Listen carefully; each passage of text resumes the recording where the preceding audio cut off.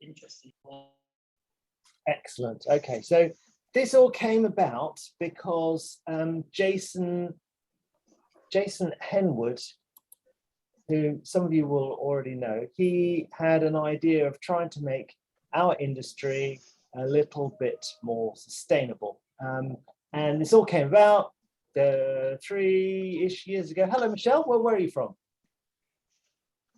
Sorry, hi, from Albert.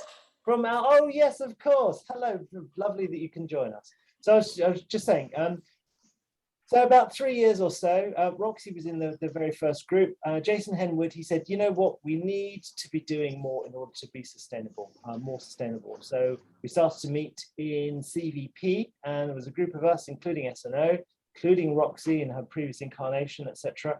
And several of us, we all started sharing ideas about things that we could do. We had the idea about about using paper to seal cables, and that was a really good one. And we had this whole big debate about plastic. We didn't really know which of the different types of plastic that we could use. So we were really just making it all up as we went along. Of course, since then there has been a phenomenal amount, and Jason is really apologetic that he can't be here. And I've had lots of additional apologies from people to say that they'd really like to be here, but things have cropped up. So we're recording it, see how it goes. Everybody's completed the survey, which says, you know what, we're really keen to meet, but just not too often. I'm all for that. So it's going to be 4 times a year. And this is very much a team effort. You can tell us all, it's going to be an open forum. We can all share as much as we can. And if people like what we're doing, then you can contribute.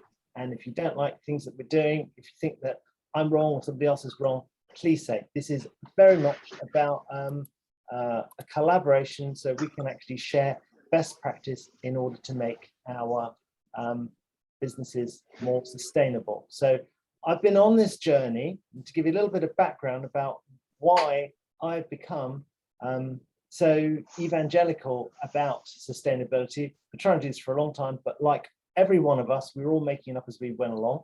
And then earlier in the year, in the spring, we won a grant. We were one of 12 companies to win a sustainability grant from West London Business as part of the Better Futures program, paid for by the climate. Oh, Roxy, what are they called? The climate. Can't remember what they're called. Anyway, but it was money from the mayor. And Imperial College put a special course on. Went on a 9-week course all about sustainability. I'm going to share part of my presentation, which I put together from them with you. And basically, we were an absolute convert. They paid for Roxy to come in. Roxy is going to be talking a little bit with you, and a lot of the information that I've shared has actually come from her. She's a sustainability expert. And helped us with a net zero program. So in order to do this, we had to commit to going net zero. And just to explain what net zero is all about, ultimately, we can try and reduce our carbon footprint, and then we can offset. So we're actually offsetting all of the emissions that we make, or we can actually try and cut those emissions out fully, so that eventually, by the end of set program, set time, whether it's 2050, 2040, 2030, if you're Saudi Arabia, it's 2060, if you're India, it's 2070, you know, we're trying to do this by 2030 and actually have no emissions there. So Roxy put together this package, having done a carbon audit. And I can tell you, carbon audits are really difficult. So if you are going to do it and you are busy, and lots of people are busy, because lots of people actually said that they wanted to be here today, and actually haven't been able to even make one meeting today, then I know that it really does take an awful long time. So hire a consultant in order to help you to do that if you don't want to be able to do this yourself. You'll see my full carbon audit with all of the recommendations in our full net zero program. It's published on our website. It's also published on the link which I shared with you, and I'll put that address on the chat now if you want to go and have a look at it. You're coming out of all the sites we've got. Chat. Where's the chat? There it is. So that's on the chat now as well. Not for now. Right. Okay. So let me go and tell you. All right. So we went through this program and we'd committed to net zero, or rather, that's what we wanted to do. What I then had to do was persuade my directors that this is what we wanted to do. I thought this would be really difficult. I gave them the presentation that I'm going to give you, and they thought this was brilliant. They thought, absolutely, we should do this. I sold this to my managers. They thought it was fantastic. I explained this to the wider company in a company-wide meeting. You know, I received emails from technicians to say how proud they were of working for the company. I did not expect that. Everybody really got behind it. I had a meeting with Vitek, and I said to them, okay, well, what are your sustainability plans? And I got a really bit of a woolly answer from Kurt, and I gave him my presentation. He thought it was fantastic. He wanted to share it with the wider board. I did so, and they committed to net zero. Okay, I brought this to, and since then they've actually brought all this press release about all of their solar PV arrays. They're putting all of their roofs of all of their factories so that they are going to be achieving net zero much earlier. They're actually now looking at 2025, which is fantastic. But this is what our clients want to do. So I was cycling, and when I spoke with Yev about net zero and Steve Baxter, again, they were really open to this. Share the presentation. They've committed to net zero. Now, I don't want to take all the credit of all these people going net zero, but the thing is, I'm really keen about it. And the more people I talk to, the more people actually realize, do you know what? There isn't a plan B or even a planet B. I did the same within Aspec and gave my presentation to several other people who are on this group today. And so I'm going to just take a screenshot of everyone, so I've got a copy of that. And you know, originally they were saying the same things that we're all thinking. You know what? This takes a long time. We don't have time to do this. This isn't really something that I have time to do right now. Again, presentation. So there isn't a plan B, and they immediately recognize that it's possible. So I want to show you this. Screen 3. Right, so I put this together, and it's not a formal presentation, but I've used it lots of times. Why do we want to do this? Well, Imperial College say there are 6 Ps: purpose, performance, policies, products, processes, people's mindset. The most important thing for me is that there is only one world, all right? And primary extraction rose from 22 billion to 92 billion. And the important thing is that actually not everybody lives in the world the way that we do. Only 1.3 billion out of 7 billion live like us. The more people earn more money, they're going to want the stuff that we have. And actually, this is a real problem. So what do we do? Okay, like you all, I thought originally going net zero was actually going to cost us money. That was the most important thing. What I found out on my course was that companies which had high ESG policies, it's environmental, social governance, environmental and social governance. These companies, they actually achieved better long-term performance on the stock exchange. Not only that, they actually outperformed similar companies on return on assets. It's a very simple reason for this is that companies that invest in ESG policies, they're curious companies. Curious companies are more innovative, and innovative companies find more opportunities and make better returns. You will make more money if you change your business to become more sustainable, right? Staff retention. 52% of youngsters, we were told, of Generation Zs won't take a job in an organization that isn't adapting to have sustainable policies. This is really important. And the people that we do have, they don't always even walk the walk. They talk the talk, but they don't necessarily walk the walk. So you guys will remember that last year in at the end of lockdown 2020, there was that big fracas around Boohoo. And Boohoo ran sweatshops in Bradford, and there was a big thing about it in the press. And lots of Generation Z said, you know what, we really need to boycott them. So they boycotted them, and then when lockdown measures were reduced, they started buying from them, and Boohoo had a record year. So, but the thing is that Generation Zs love sustainable thinking, sustainable businesses, and they will still support it, even if they don't do it themselves. So this is really about sustainable, flourishing thinking. This is what we really want to do. A lot of time is spent about the triple bottom line: people, planet, profit. Ultimately, we're commercial organizations. What we want to do is make money, but we also, if we can do that whilst making our people proud, so that our people want to stay and work for us rather than going for other companies, that's good. And if our clients come to us because we're being more sustainable, then that's really good. And if we're doing all of that, and at the same time, it's good for the planet, there isn't a downside. Yeah, they might not want to work here because they're not sustainable enough. So net zero and carbon neutrality, I've already mentioned about that. We can actually achieve zero carbon by offsetting. You know, you can fly first class and you can drive a really big diesel car. Do you know what? My wife does drive a big diesel car. So I don't want to say that I am, that none of us are whiter than white. It's a process, and it's going to take some time for us to fully adapt. And these things will come slowly.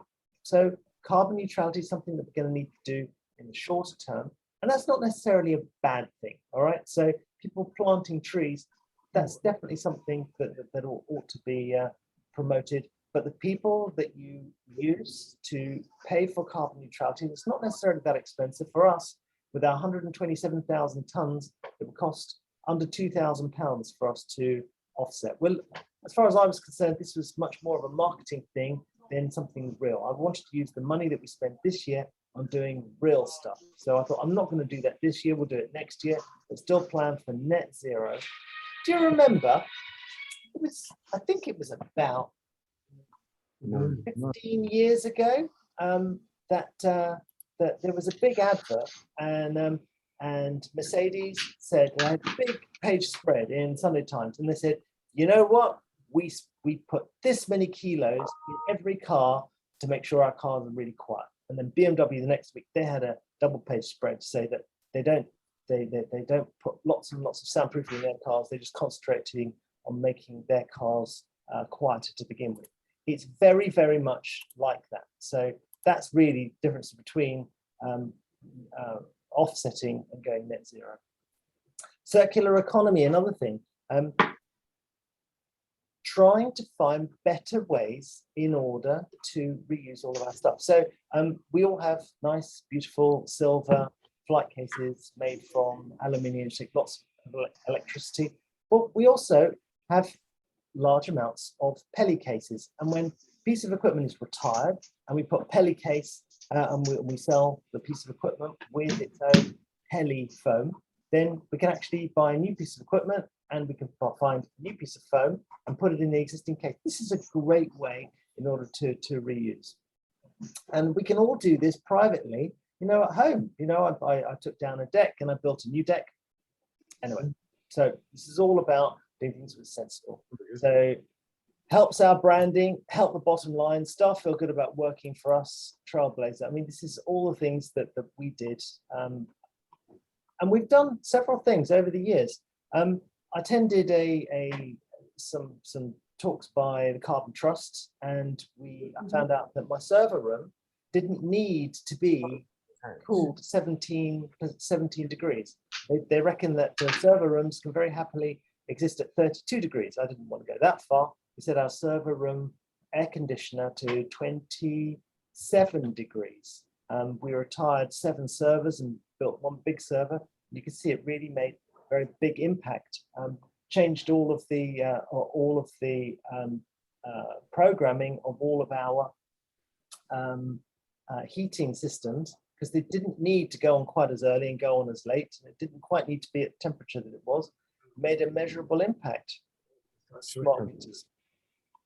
So these are other ideas in order to try to close the loop, in order to have products which, when they come to end of life, they actually find other ways of actually reusing them. And there are lots of things that we can all do, and lots of things that we can put pressure on the manufacturers like Vitek, etc., to try to build more reuse and more recycling into their existing product. Can you email these slides to us, Barry, at some point? Do you know, I will do that. I was told some of these I wasn't really allowed to do because some of the graphics came from Imperial College, but you know, I'm going to do it because I think it's a really good idea. I'll share this with you. All right, so someone once said, you know what? People don't want a 1/4-inch drill, they want a 1/4-inch hole. I love this. I love this because that's what we do. As an industry, we stop people having to buy this, which they don't really use very much, and at the end of it, they'll throw it away. Instead, when they want to use this, they're going to give James a call. They're going to give Martin a call, Mark, myself, right? And they'll rent it. This is perfect. We are a perfectly sustainable company. So let's do what we can in order to just make sure that what we do is the best that it possibly can. Right. Is there anything else in? Yeah, it's more about the same. Okay, so incentive systems. This is about another thing that was drilled into us, because you can't do everything today. It's about shifting the needle. All right, and that for me is really important. I have cut a lot down on my meat eating, having found out that 1 kilo of beef generates 71 kilos of carbon dioxide, right? Whereas 1 kilo of pork generates 7 kilos, and 1 kilo of vegetables is well under half a kilo. I mean, there are all of these tools, all online, all at our disposal. But how do we promote the idea of healthier lifestyle? And we can do that in-house. So one of the things that we were doing, which we tried, listen, we try a lot of things, not everything works. But we incentive, right? So we have sustainability is one of the things that we talk about in all of the meetings, and then we actually give some incentives to people. So these are some of the ideas that we had. Yeah, we switched to using biodegradable tea bags. We all love that. Open up new ideas, staff, a company-wide presentations. So we had a new mantra: green is good. We have environment, the meeting agenda. One of the other things that we wanted to do, we tried. We thought about, it would be brilliant if we could. I think it's down here. Oh, this is really good. Leadership, the art, getting someone else to do it because you want it, not because you want it done, but because they actually want to do it. This is about people selling them. Is there anything else in here? All right, this is really important. 3 mindsets: the cynic, the hesitant, and the ambassador, right? You know, and you guys need to decide which of these groups you want to be in. So one of the things that we looked at doing is we committed that we were not going to be using aeroplanes in Europe. And actually we decided to do this before COVID, before lockdown, because I actually worked out that the amount of messing about that you do in the airports trying to fly to Amsterdam to go to IBC, the same amount of time we could actually catch the Eurostar. So we'd already committed to doing that. But going to America, it's less easy to do that. So we're going to go to America much less than we did before. But if my staff choose not to fly for themselves personally and not use aeroplanes, it's going to take more of their time to travel, because right, I went up to Glasgow last week for the COP26 conference, and you know what? Glasgow is a bloody long way by train. I mean, it took me from my house 7.5 hours to go there. So people are going to be going on holiday and not taking airplanes. What we're going to do as a company is we're going to be giving them an extra day's holiday, right? The idea of doing this is there's no benefit for me, but we're just trying to shift the needle. And when we have meals that we buy in for people, we will try to make them plant-based, and we'll encourage plant-based. So it's more about encouragement rather than about penalizing. And I don't want to be a climate evangelist, right? Who gets really boring and people, right? It was my son's graduation yesterday. We took him for a lovely slap up French meal, and he wanted to have a 10-ounce steak, right? And I was very happy that he wanted to do that. I didn't want to do that, but he can do that if he wants to. And it's really boring if people, always looking down their nose at you. But what we can do is try and encourage. Right, let me show you what I've come up with here. So I'm going to share my screen one more time here. Right, so this. Very top. Can I reduce some of this to make it a bit bigger? Right, so Jason set this up, and Beck 2 is behind this with the Green Pledge. And all of the companies who've gone down this route actually have this particular logo here, the Green Pledge logo, to show that they're part of that. What I found out was that, and BASE, this is a new company, so business, energy, and industrial strategy. They told me very proudly that more than 10 times of companies in the UK have committed to net zero. And you commit to net zero by going to the Business Climate Hub, and you just click on this one here, and then you go there and you commit to net zero, and that's great. And then I worked out that, 2,206 companies divided by the 50,000 companies apparently in the UK is about 0.4%. I said, this isn't very good. They said, no, but it's a start. And they are right, because you have to start from somewhere. So this was our carbon audit about where we want to go. We want to go to half by 2025, and we want to go to full zero by 2030. And that's really difficult. So I have put together on this link everything that we have done. You can see it here. Show it to you here. There's everything on here about our carbon dashboard, where we are, what we spend. You can see here that more than a third of what we do goes on transport.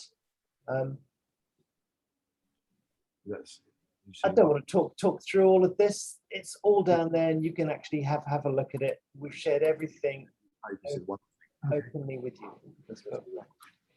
As you'll do this, so there are some quick wins that you can do. First of all, you can actually commit to using good energy and gas suppliers. Roxy told me that the company that we were with was Opus, and they were part of Drax Energy.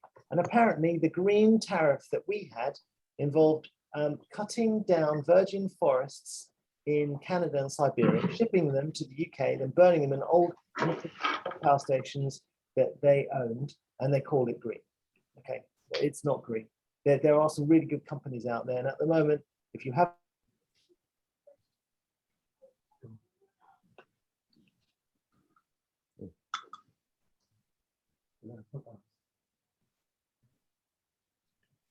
Can't hear you, Barry, anymore. Barry, we've lost you.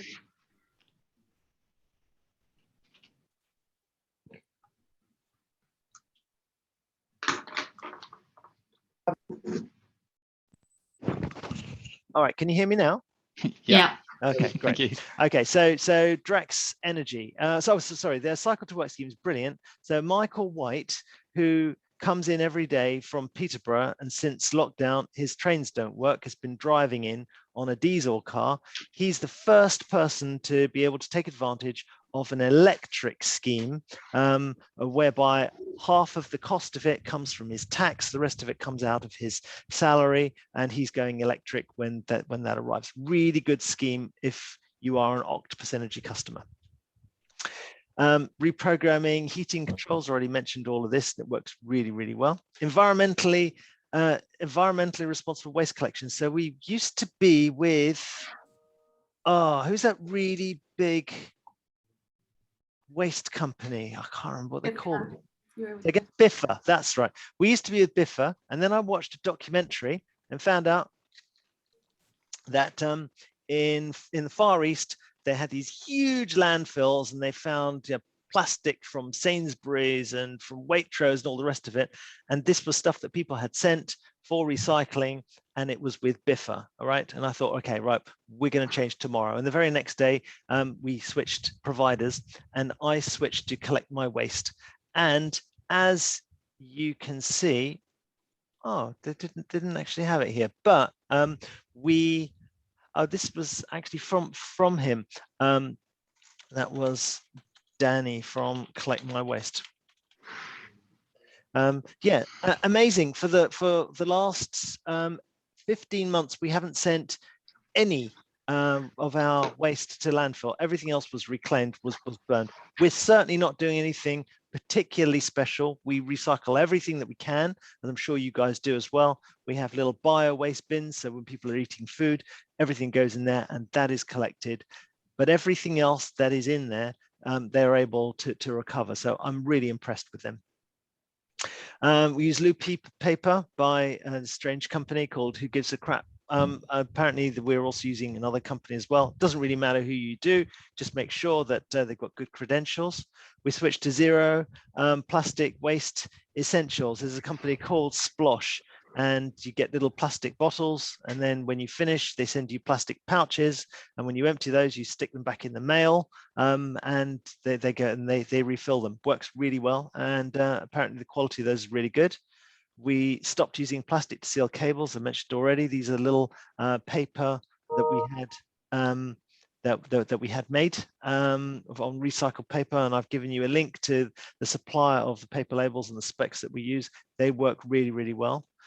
Oh my goodness, biodegradable plastic to seal filters. When Jason and Roxy and me and a few others got together, I was so keen, having found out that the company that we used suggested using EPI Global. In fact, all of this came from us asking our customers, what do they, what do they think about our service? We do a customer questionnaire survey every year. And one particular person a few years ago said, you know what?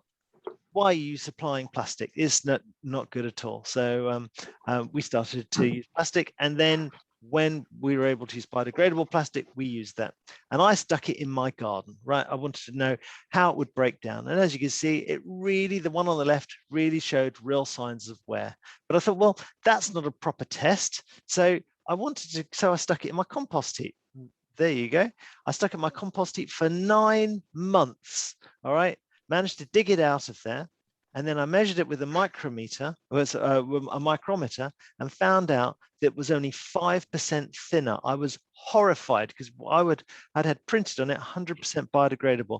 I contacted the manufacturer and said, what's going on here? And they said, you know what? The temperature of your bio of your compost heap at home is lower than commercial ones. I said, well, it's still no good. So I had a look, and they had potato starch. So I contacted Nicola from Polybags, and there's my starch. And as you can see, it broke down in 3 months in my compost heap. But I said, well, how long is it going to last? In the stock? She said, well, it depends on the temperature, it depends on the humidity. Can't really say, but I can tell you this has been in my stockroom for 5 months, and it's perfectly fine. I can actually see it's just over there on my wall. Yeah. Can you see it over there? And it's perfectly good. So yeah, all good. So as soon as our EPI Global ones wear out, because I can't see any point putting them in a landfill without using them first, we're going to be switching to potato starch, and it's very good. Green gaffer tape. So this particular new supplier that we found out is low VOC. So VOC is, it says here, VOC, volatile organic compounds, very bad for the environment. So they don't have them. The cost is actually the same. In fact, the cost is actually slightly cheaper. So we're switching to this. Recommend you guys do the same. Tungsten lighting. Okay. We decided, you know what, it ought to be called tungsten. 96% of the energy is output as heat. Again, we can advise and try and steer our clients, let our clients know, let our clients decide.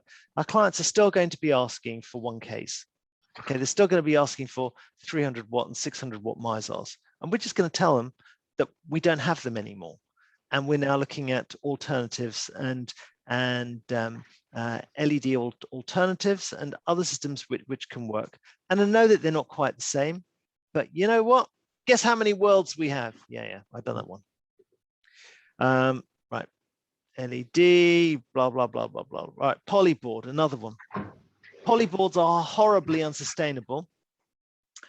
And aside from the fact that you can't recycle them, they're actually quite hard to throw away. We make it extra difficult by painting one side of them black. So we found this new product. I was so pleased with it. It's 4x4 and 8x8 Lasterlite Rapid. And we are going to be supplying these with a variety of covers: black, white, silver. Diffusion does the full job of everything that you can do on a polyboard, but you can reuse it and you can fit it into a car. We're so excited. We ordered these in July, and I don't know if you guys know, but there's a global supply chain problem. We haven't had them. So they are coming, and when they come, we will actually stop supplying those. And you guys might already know about the rechargeable AA plan. We were horrified that we managed to throw away 1,500 AA batteries last year. So we didn't want to do this before. I've always wanted to do it, but if you've got a documentary and you've got and you're interviewing some CEO of a big business and everything's fine, but there's a small hum or a noise because the AA batteries that you've recharged are no good, then that really is no good. And that's why we've never adopted rechargeable batteries, but the chargers are better and the batteries are better. And I actually found out that Visual Impact in Bristol were already using these particular Ever-Ready batteries. So we shared our notes and we started using them, and I spread the word to everyone about what we did and where we bought them from and what we ordered, and they worked really, really well. So clean electric vehicles. Everyone with me so far? Yeah. Okay. All right. So we know it's really hard. And when we wanted to go down the electric route, Michael and Kevin were really against this. They said, you know what? It's not possible that electric vehicles will give us exactly what we have from diesel, and they're right. But we started to do that with VMedia, and that was quite cool. And the BMW i3 is really fast, by the way, if you haven't driven one of those. But then what we did a couple of things. The first one is we adopted. I think I mentioned this a little bit later. So we've got Roxy to try and find out what all of the alternatives to the VW Transporter were. And what she did is she looked at this one here, isn't it? She looked at every journey that we'd done over an 18-month period. You know, there's a lot of it, right? And she actually had a look. I don't want to bore you with all the details, but what she did is she found out that that for the majority of those days, out of our 5 or 6 vans, that on any given day we could have had at least 3 of them which were electric. And it might mean that on some given days,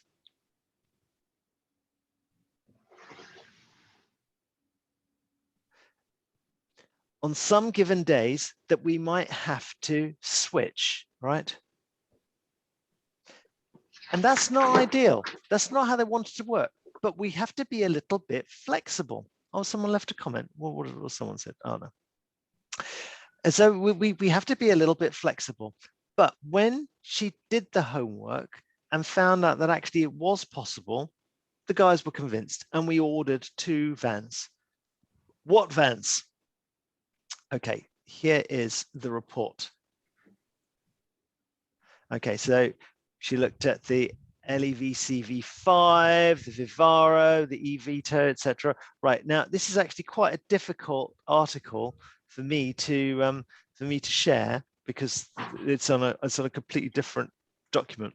But I've taken a PDF of this and I've stuck this whole document at the bottom here.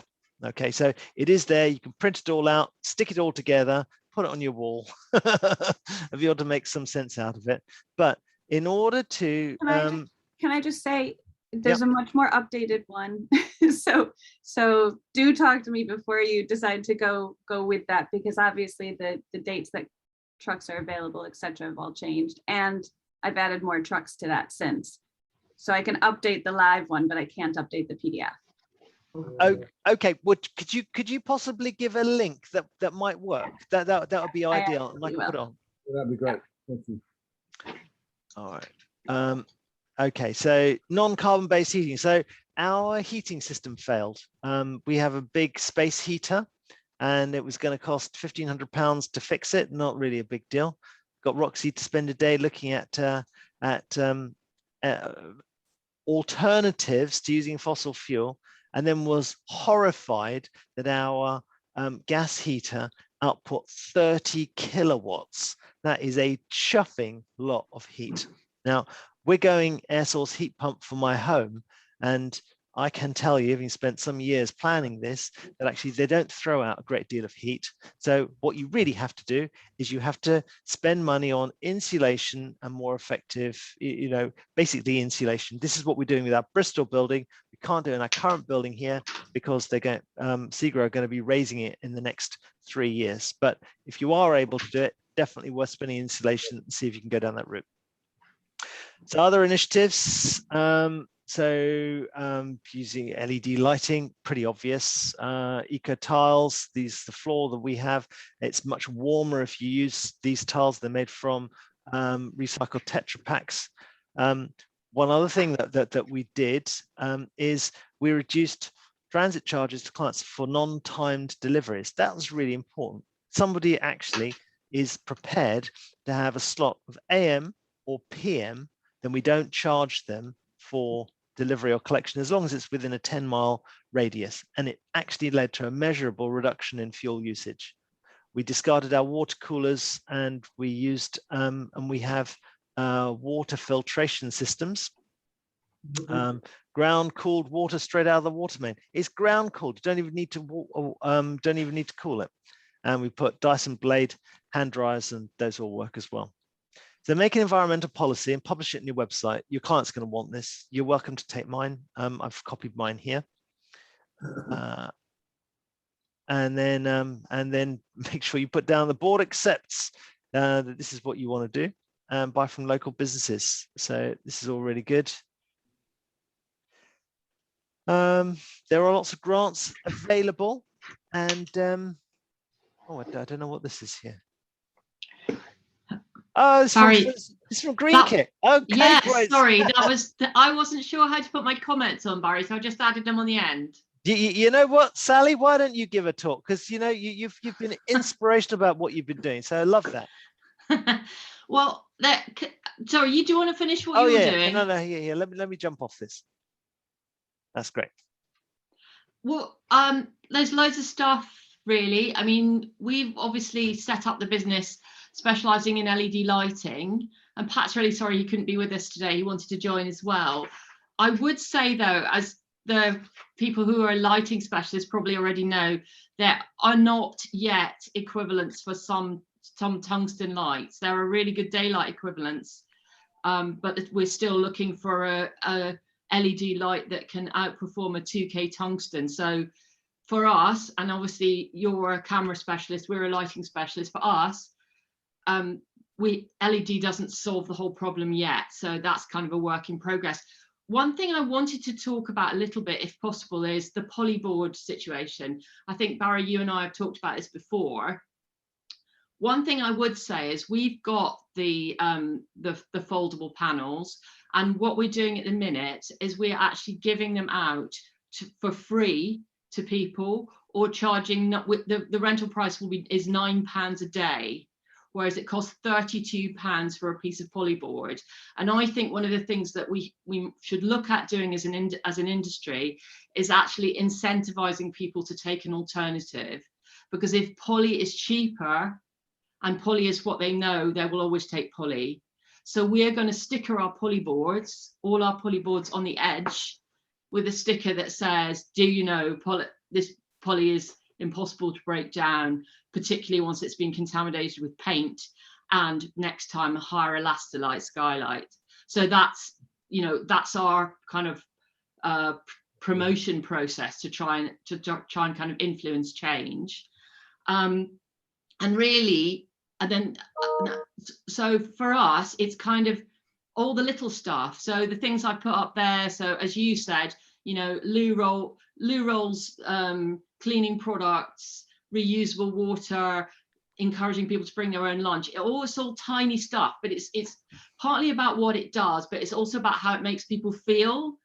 And I think the buy-in at that micro level is what makes a difference. If people feel that the company is internally doing everything it can, and what we try and do is we try and think about every single thing we buy as something that we are responsible for getting rid of.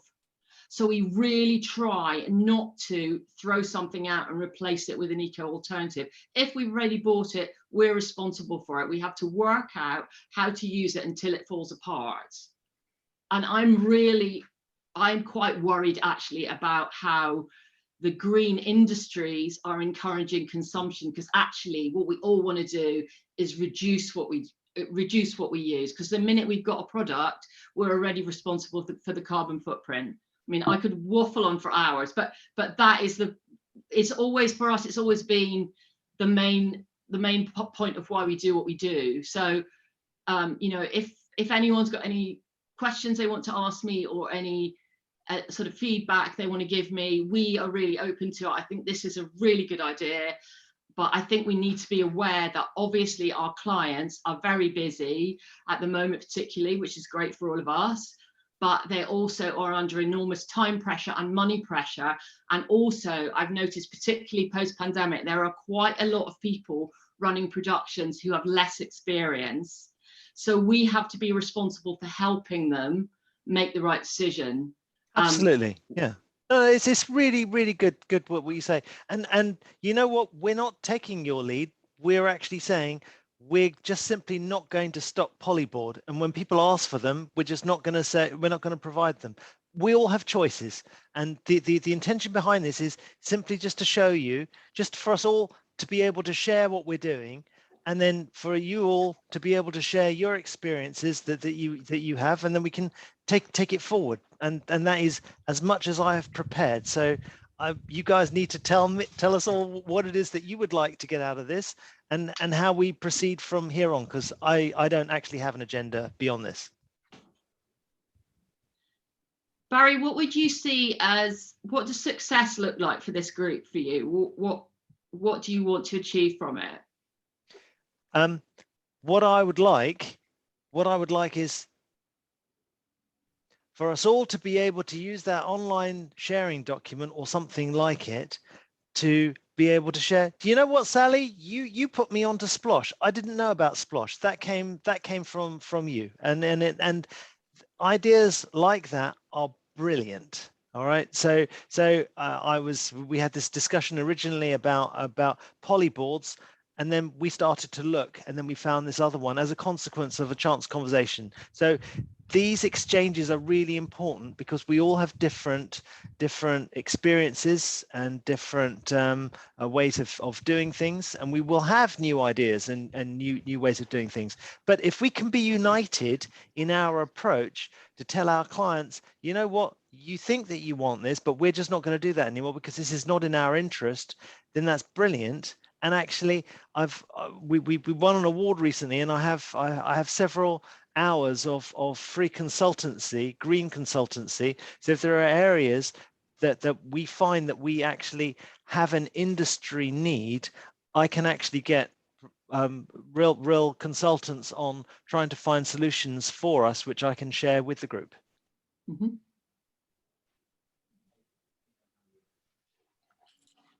Anybody want to jump in? Steve, well, what do you think? Steve Knight?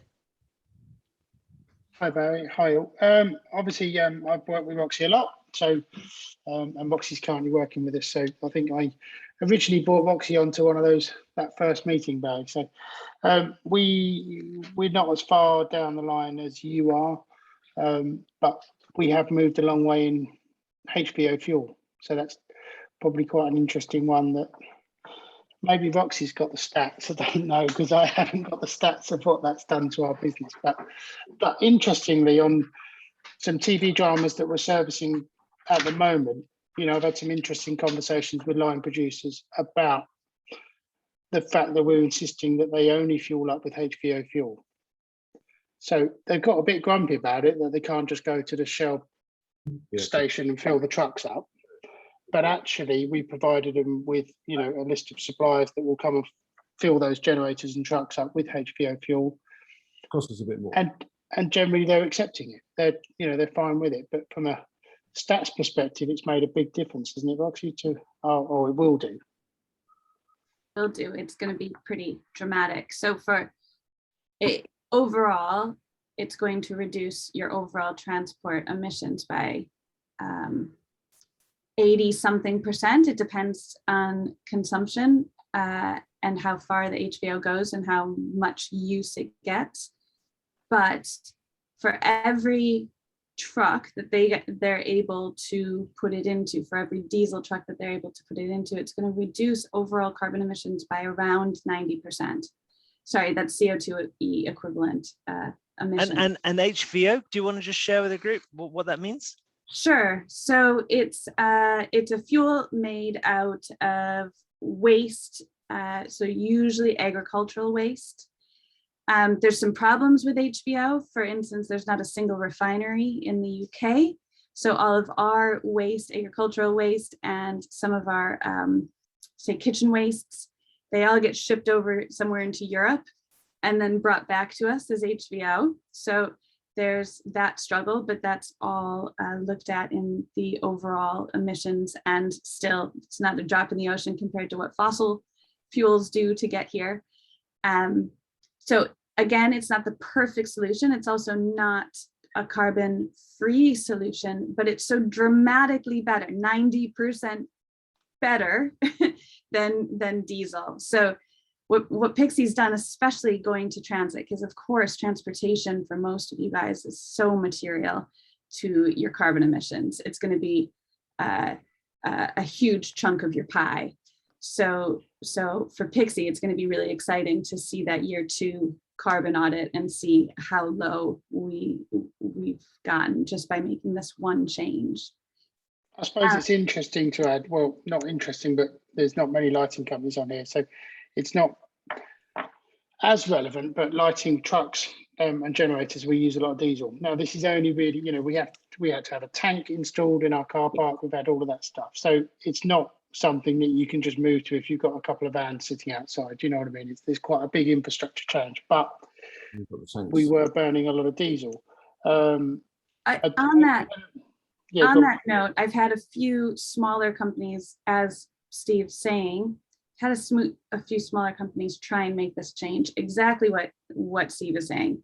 There is no company that can deliver HVO to you if you are 1 to probably even around 20 vehicles. It's not going to work for you. However, I have a small English company who's quite interested in delivering to you guys should you want to maybe have some collective action. I have a company that's willing to experiment if they could get a few clients.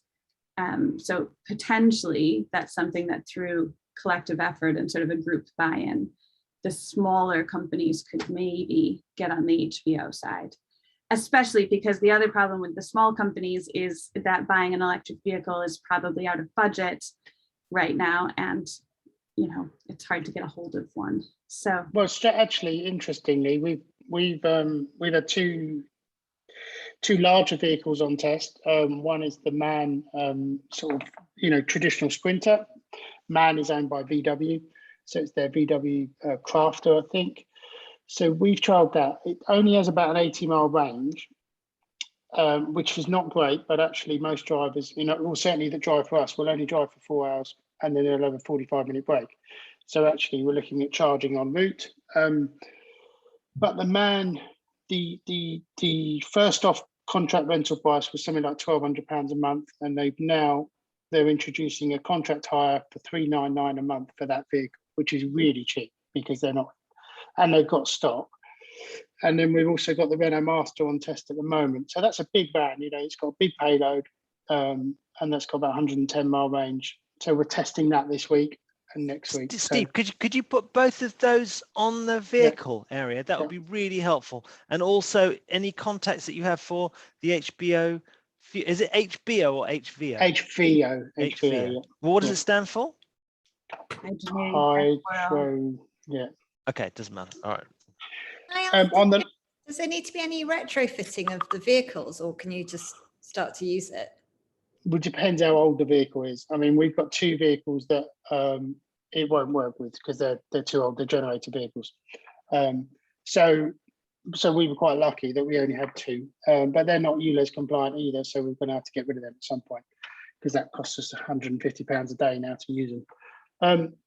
So yeah, so generally they've gone into everything current.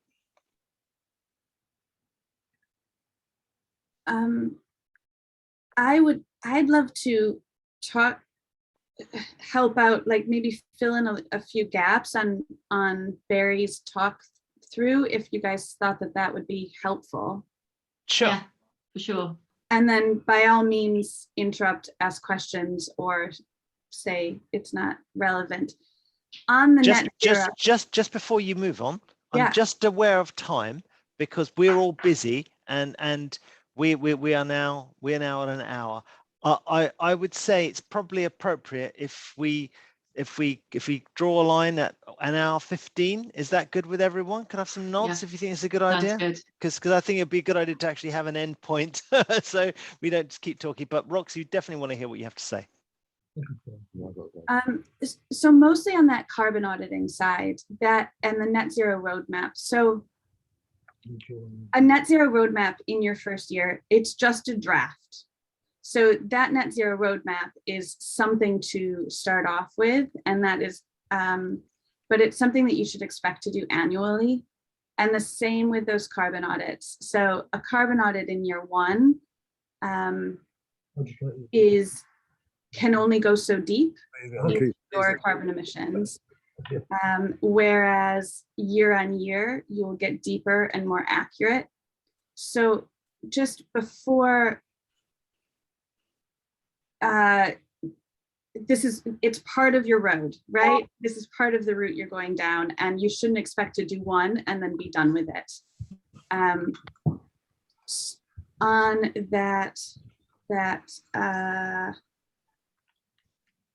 the carbon neutrality side, offsetting is like the Marmite conversation to have in sustainability.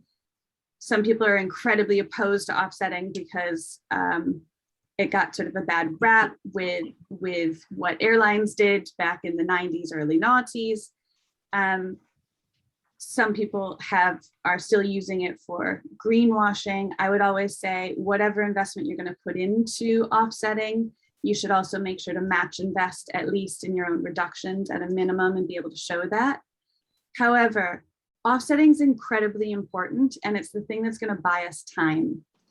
So it is definitely a plaster on a wound that never should have been made, but it is you investing in the people that are on the front line, literally planting the trees. And you shouldn't get too caught up in the politics of offsetting if you're buying a quality product. Also, it's something that's so limited and finite that eventually the carbon markets that are on offer are going to be worth an awful lot. Right now, you can do it quite cheaply, but it's going to get quite expensive. So worrying about companies that are just relying on offsetting, they're quickly going to not be able to afford that anyway. So make sure you are offsetting year on year, but make sure it's part of an overall reduction strategy. The shifting the needle conversation, Barry used a really great metaphor, shifting the needle. And whenever I start with a new company, I always say one of the first things you're doing is you're just changing habits. You're breaking habits. First year is breaking habits. You're changing people's minds. You're getting them used to that innovation again. You're telling everybody in your whole company that they should be thinking about how they're doing their job first. Lots of people have it down pat. They know exactly what they're doing every day, and you're going to go in and say, oh, but you try it a bit different. So compare it to somebody trying to quit smoking. How long does that take? You are breaking people's habits, things that they've done every single day, and you should expect that to take some time, but you need to bring all of your stakeholders with you. So communicating is really important through your whole team.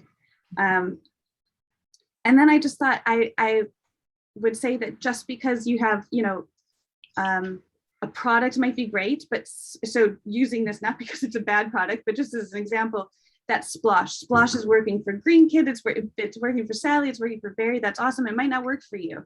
Don't get too caught up in the brands. Find the product that's right for you guys. And know that there's always a new product right now in the market, and almost every new product is more sustainable. So I was recommending Who Gives a Crap up until a few months ago. Now I've learned that, they're an Australian company, which is fabulous, but it's the best we had. Fine. But now there's Bazoo, which is a UK company that's doing the same thing, that's offering the same quality and the same cute packaging and all the things. So don't decide that you're done once you've made the change. You're probably going to change again. But going back to what Barry was saying about companies that make the most money are the most innovative and the most used to change. All of the sustainability work that you do on your employees' brains and making these choices are all going to help when they're making business decisions elsewhere. So the two should align. And obviously we're here to help. And you can see that I'm already working with a few of you already. That's become a great problem to have, in that I'm very busy, but which is why I've started a company combining a whole bunch of consultants together. So there's a team of me now doing this work, people who have been in the industry for yonks doing the work in different specialities. So do feel free to get in touch with all of us, and it means that you get the best of all the worlds.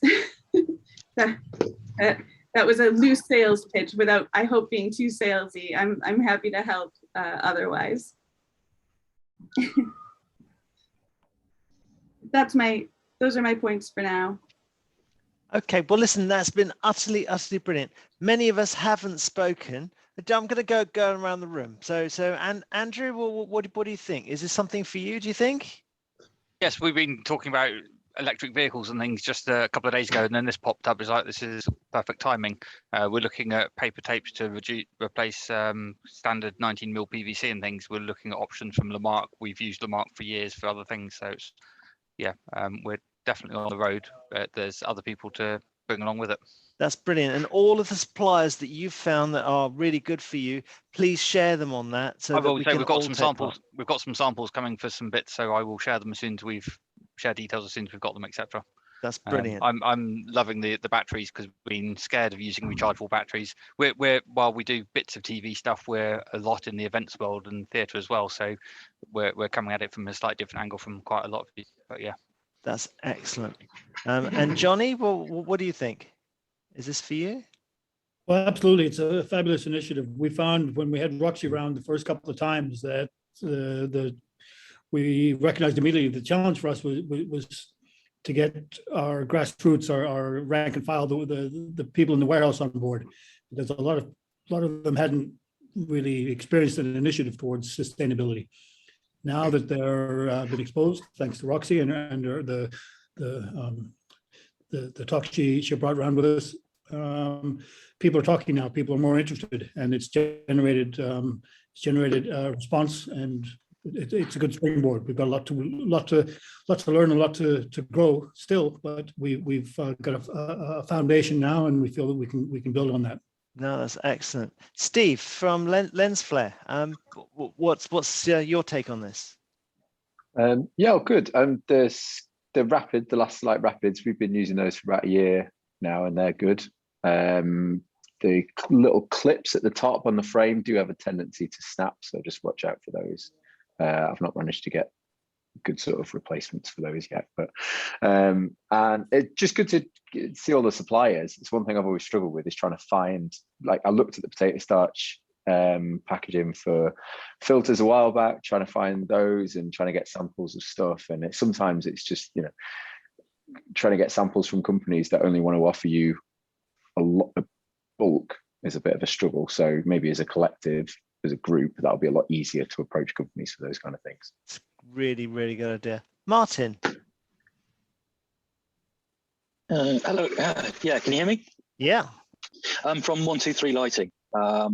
And I'd like to say, firstly, thank you very much for sending out the battery stuff. I can show you, we've literally just bought 150 batteries, which have just labeled up and are charging as we speak to start putting into our rental stock on all our Pocket Wizards and bits and pieces. So we're really into doing that. And yeah, really into doing this, and it's great to have all this information to share. One of the other things I was going to add into is, like, we have like a uniform t-shirts and stuff, which I know quite a few of the other rental houses do. One of the other things that could be looked into is obviously, you know, if that uniform's being made in sweatshops in the global south, which is also where the impact is most heavily felt for climate change, there are alternative companies out there. A friend of mine runs a company called No Sweat, which the people that make the clothing own the company as a co-op. And there's also another one called Rapa Nui, which I believe are very good. And all the cotton is from fair trade source and ethically sourced and stuff like that. So, I mean, I can have a word with my friend and I can put some links up as well to places like that. I mean, I know that's quite a small thing, but everything we do kind of helps, basically. Do you know what? You're that's great, and you're not right that it's a small thing. The backstory, right? The backstory becomes so important. You buy something and you have a look at the backstory about where it comes from. We've got a big sustainability page. The sustainability page is going to grow and grow and grow. We've got big plans on that. Our clients love to read that we care. So what you're suggesting, we're all sharing. So that's really good. Please do share. If you could share those links, we're just looking at clothing, and we've come across Honestly Made. It's a regatta brand, but the Honestly Made is claiming to be made from recycled product and stuff as well. Slightly more expensive, but it's definitely the right way to be going. Yeah. I think from the lighting side, it's really tricky because all the electricians want t-shirts and swag. So Roxy, we talked about this quite a lot, haven't we? I mean, I don't know, we get through hundreds of t-shirts a year, you know, like of giveaways and stuff. So to try and make them better sourced and with less petrochemical printing is a better. We're trying to get there. Yeah. Matteo, how about what are S&O up to? What do you think? Well, I mean, it's been a while since we did our first meeting, obviously, and I think we've come a long way. I think in-house we are doing pretty well. The biggest problem at the moment for us, as I assume for everyone else, is transportation, really. We have been using 2 electric Nissan vans for local deliveries for a little over 2 years. And that's been great. We haven't had any issues with them. Obviously, we still have diesel-powered vans for longer journeys. And that's kind of that's the next step, getting rid of them. Maybe HVO fuel could be an option if, as mentioned, we can work all together, but I don't know. It's a really good idea. Yeah. Sally, we've already said, but I mean, it's going. You've actually created with Green Kit. You've created sustainability to be one of your USPs and a strategic focus for the company. That's working well for you. A really tiny thing I just wanted to add. We put sustainability as one of the key objectives on people's appraisals.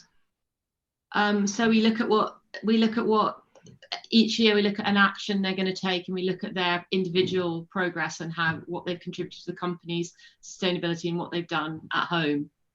I kind of think for us it's just part of the DNA. Love that. Please put it on the chat. That's sorry, on that document. It's a really, really good thing because it's all about making us all think. Jim, where are you going with this? Hi, Barry. Hi. Can you hear me all right? Yeah, very good. Cool. Yeah, we're quite probably quite at the beginning of our journey, but it's very interesting to find out what everyone else is doing. Like you say, if I had to research all of these bits for myself, it would take forever. So putting all the suppliers and whatnot in one place is super helpful. And something Roxy said really resonated with me about just breaking people's habits rather than trying to come in and do a clean sweep straight away. I think that makes a lot of sense, and there's loads of little things that we're looking at changing and hopefully breaking those habits that people Well, do. that is brilliant. Just remember the old adage that everybody got to where they are today from where they were yesterday. And the most important thing is just to make a start. So, I mean, that's why we're all here, and that's brilliant. James, how about no drama? Where are you with this on your journey? Hi. Yeah, similar to Jim, probably. We're at the beginning of it all. And it's been one of those years where it's so busy, it's kind of hard to look up. So it's great having the ability to collaborate and have this shared document is perfect, really, because we're doing the obvious stuff, the power and the recycling, but it's all the other ideas that some have been mentioned today. And then I've had a read through the doc, and there's loads of stuff in there that we're not doing and are actually really simple. So that's super useful. And then based on, I think, an email train, maybe for the apprenticeships, I got in touch with Roxy last week and had a good kind of chat, and we're going to start working together. So yeah, it's great.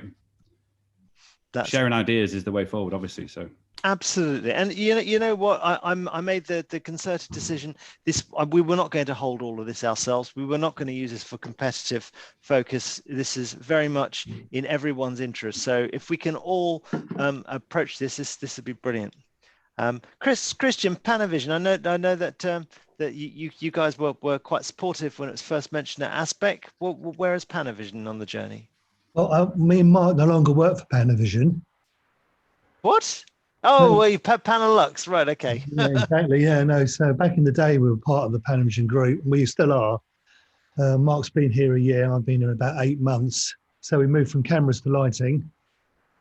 So it's a much more difficult beast, as you can imagine.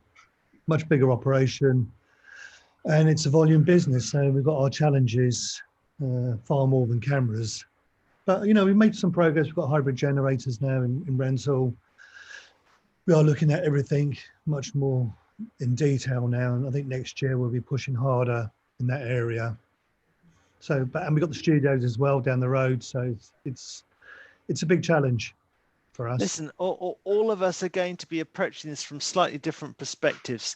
And I think that's why it's going to be really quite useful. I think having shared what we've shared, I think probably when we go for future meetings, what we'll probably do is be able to give ourselves each more time to say what we've found useful, and areas that you know, we've been surprised, and we've had wins and we've had failures, because we've had lots of failures too. So I love the sharing approach. Now we're lucky enough to have Michelle here from Albert, and I was really pleased that Albert supported us. Michelle, how are we doing, and how can we work together, and how can you help us?